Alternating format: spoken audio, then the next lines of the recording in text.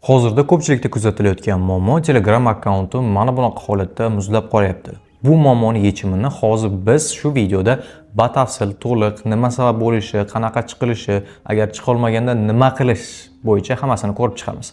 Video mavzusi sizga qiziq bo'ladigan bo'lsa, aynan shu narsani qidirib videoga kelgan bo'lsangiz, videoga like bosing va menga obuna bo'lib, keyingi videolarni o'tkazib yubormaslik uchun qo'ng'iroqchani bosib qo'yish esingizdan chiqmasin. Biz esa doimgidek cho'zib o'tirmasdan boshladik.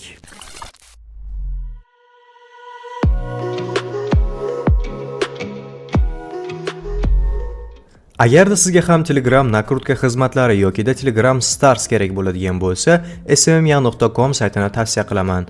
Juda ham ishonchli, tez va klik orqali to'ldirib olsangiz bo'ladi. Xullas, yechimini ko'rishdan oldin biz muammoning asliga to'xtalib o'tamiz. Muammo aslida nima?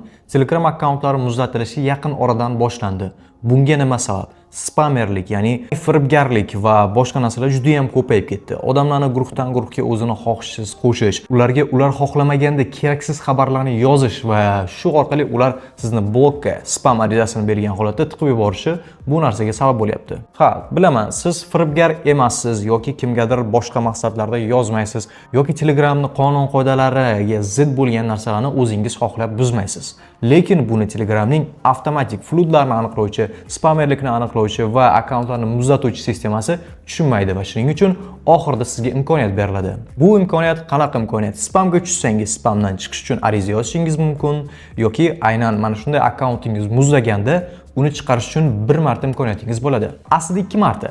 Lekin aynan birinchi martasida hal qilsangiz, sizning muammoingiz yanada tezroq hal bo'ladi. Aynan shu muammoni qanday qilib hal qilishni hozir siz bilan ko'rib chiqamiz. Xullas, ko'rib turganingizdek, mana bu akkauntim muzlagan va muzlaganda mana shunaqa narsa chiqib qoladi va bizda shikoyat yuborish tugmasi paydo bo'ladi. Shikoyat yuborish tugmasini bossak, bizga Telegramdagi spam bot ochiladi. Spam botga start bosganimizda esa bizning akkaunt bloklanganligi haqida mana bunaqa xabar chiqib keladi va bizda 4 ta tugma mavjud. Bloklanganligimiz haqidagi xabardagi mana bu ko'k yozuvga bossak, bizga xizmat shartlari, ya'ni Telegramning qonun qoidalari tipi shunaqa narsa chiqib keladi. Bu yerdan o'zimiz qilgan xatoni topib olishimiz mumkin. Umuman olganda buni ko'pchilik o'qib ham o'tirmasa kerak. Xullas, tugmalardan birinchisi tushundim, ikkinchisi men boshqa bu ishni qilmayman, uchinchisi men akkauntim hack qilindi va to'rtinchisi bu xatolik degani. Birma-bir bossak mana shunaqa javoblar chiqaradi. Bizga bu xatolik degan narsa kerak.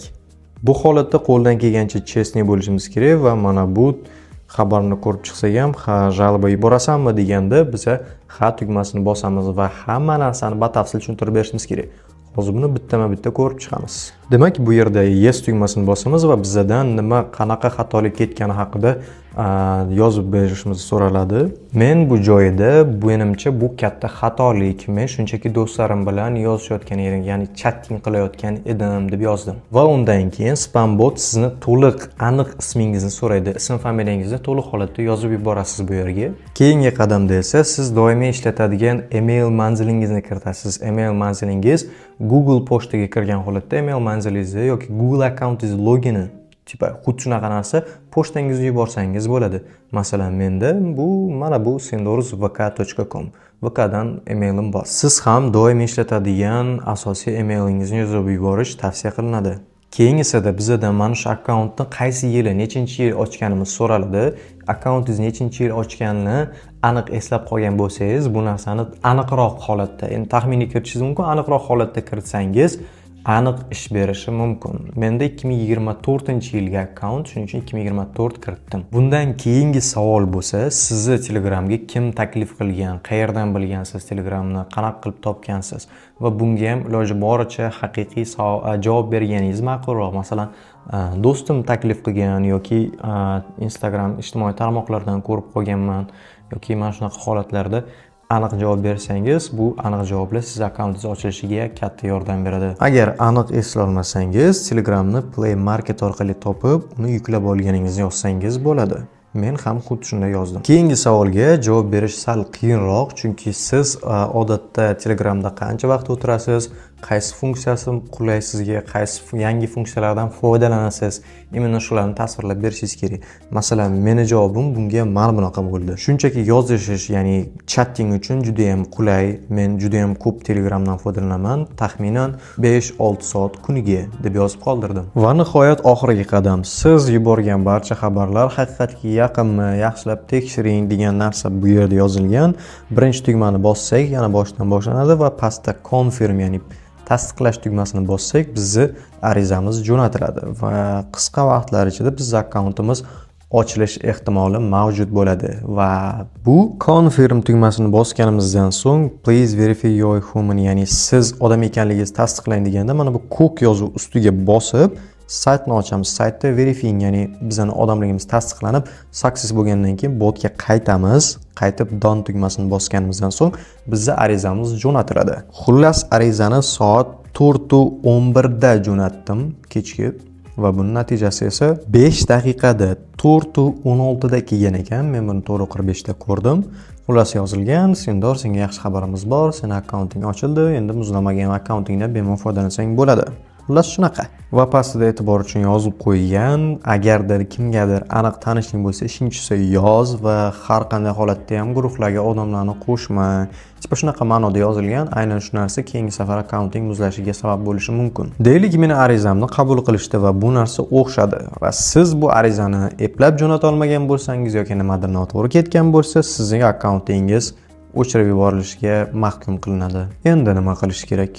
Xullas, birinchi urinishimizda mana shunaqa holatda chiqa olsak chiqamiz. Aynan buni 100% to'g'ri, hamma narsani men ko'rsatgandek o'zingizdan kelib chiqib to'ldirsangiz, osongina chiqib ketasiz.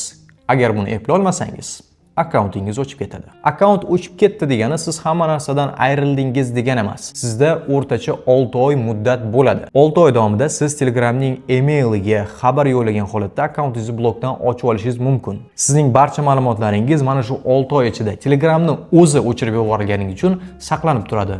Agarda siz o'zingiz xohlab akkauntni o'chirsangiz, bu saqlanib qolmaydi. Shunisiga e'tibor bering. Xullas, qanday qilib email jo'natish kerak, qayerda nimasiga e'tibor berish kerak va qancha muddatda qilish kerak, buni ham hozir sizlar bilan ko'rib chiqamiz.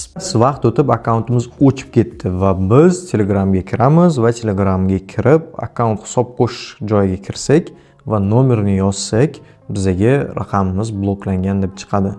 Nomerni yashirib qo'ydim xavfsizlik uchun, chunki bu o'zimning nomerim emas va aynan shu uydan chiqqanda bizning akkauntimiz chiqdi, o'shda Telegram tomonidan o'chirildi va biz uni 6 oy davomida tiklashimiz mumkin degani. Buni qanday qilamiz? Yordam tugmasini bosamiz va bizga alohida tayyor email qayerga jo'natilishlari bilan shablon chiqarib beriladi.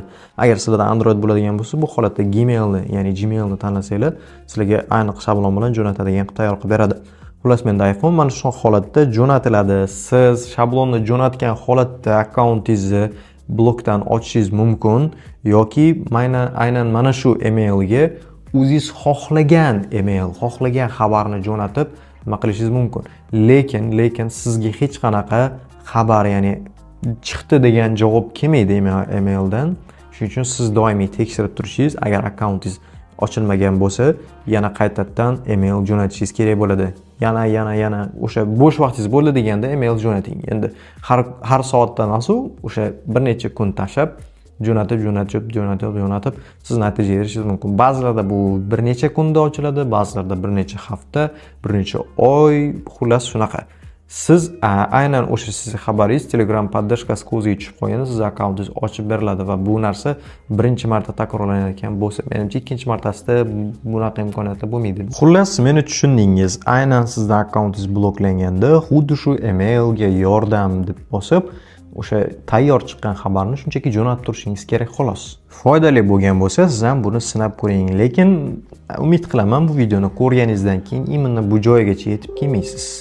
Xullas, bloklangan akkaunt bo'yicha qanday qilib ariza yuborishni ko'rib chiqdik. Ba'zilarda akkaunt muzlatiladi avval, ba'zilarda esa sirazi bloklanadi. Xuddi shunday muammoga duch kelgan bo'lsangiz, tepada bergan maslahatlarimni barchasini sinab ko'ring.